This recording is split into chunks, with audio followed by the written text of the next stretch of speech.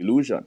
And I just think it's truly a fascinating phenomenon. So I think that things like art and music, if you're a research scientist, really helps you philosophically grounded. It gives you intensity determines the distance at which the acceleration of the sound propagates. So we have amplitude, we have frequency, we have velocity, we have acceleration, and we have momentum. So what is the disparity? What is the correlation? What is the relationship between amplitude and frequency?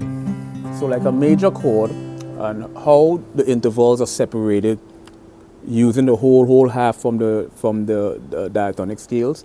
It is based on a number system. Here, A chord primarily is 440 hertz. That is the number of waves that occurs per cycle. Hertz was that? I feel like I failed miserably.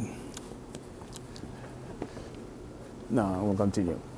My point for saying this is, we interpret sound as a wave because sound is actually illustrated on a two-dimensional surface. this was something called the juxtaposition of incongruity.